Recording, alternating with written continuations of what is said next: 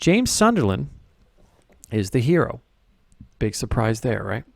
The hero's role is to incorporate all of the separate parts of himself in order to be united with his true or higher self and recognize the whole.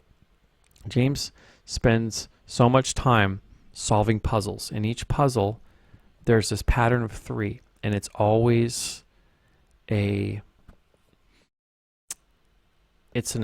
puzzle is another it's another way of saying you're bringing all the pieces together, right? It's an atonement, it's an at-one-ment of all of the pieces to bring things into harmony. And of course, all of the characters that he encounters through the game are eventually integrated into himself. So the hero has one or more inner conflicts, which through struggle, sacrifice, and enduring the challenges from other archetypal characters ultimately strengthen the hero to the point where these aspects of him or herself are reconciled and thereby integrated, all of which stands to make the hero attain the higher self or the philosopher's stone, to use the alchemical vernacular, through integration of their own power, wisdom, and love. Power, wisdom, and love being the threefold flame of the heart in the Hindu Trimurti. It's also the Trinity, in case you were wondering. Angela Orosco represents the mentor in Silent Hill 2. It is the mentor which provides the hero with guidance and the tools necessary for the journey. How many of you guys had Angela Orosco down as the mentor? Right? Kind of an unlikely mentor, but hear me out on this. So the mentor often presents challenges tempered with wisdom for the hero. It is Angela, after all, that reminds James that you are the same as me. She also tells James you didn't want her, Mary, around anymore. You probably found someone else. This was the point of the game where James actually appeared to truly realize his truth for the first time. She also gives James the knife earlier in the game, which is symbolic for the atonement of her father's sins. The great knife carried by Pyramid Head is associated with Angela's knife as well, which is also accepted by James. Laura. How many of you guys had Laura as the trickster? Right? It's a pretty easy one to spot. Laura plays the archetypal role of the trickster.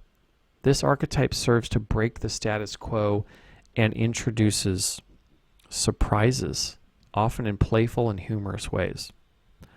The role of the trickster is ambiguous in the sense that they can be allies disguised as antagonists.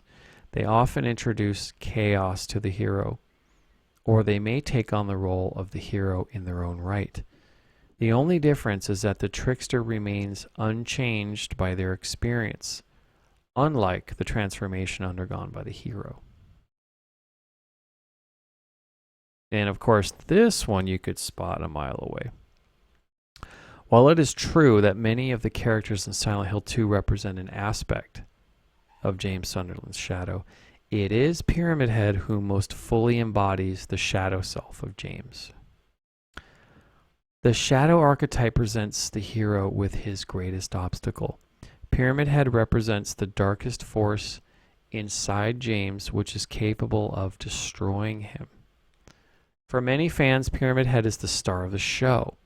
This isn't too far from the truth. After all, since the shadow archetype represents the unconscious reflection of the hero, it happens that the shadow sometimes realizes this and may very well become the hero of their own story.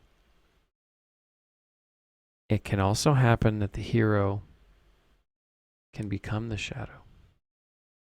They kind of just switch roles. Yeah.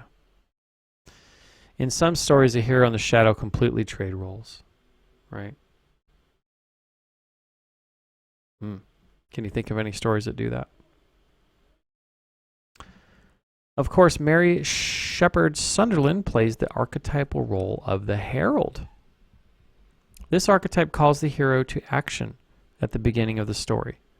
The Herald signals the psychological need for change, motivating the hero to undergo his quest. Of course, it's Mary, after all, that is...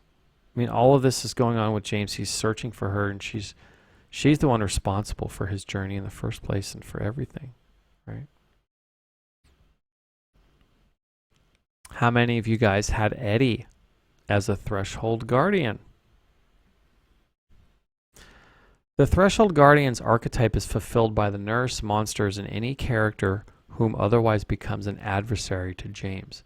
Such is the case with Eddie, who plays several archetypal roles.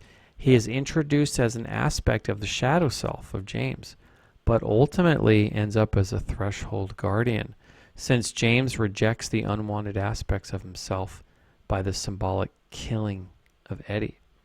When vanquished, threshold guardians serve to help the hero strengthen and grow.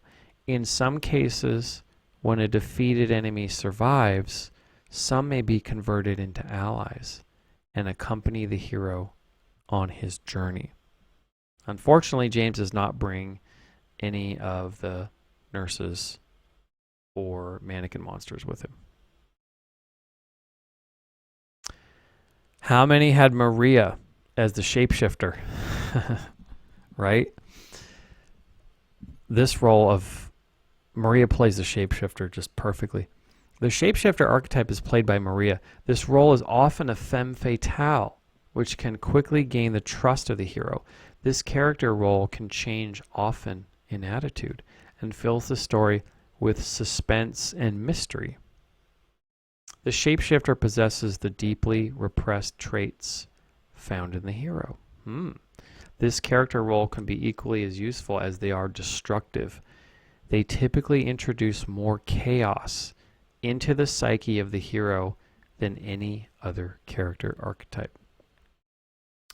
That is Maria, to a T.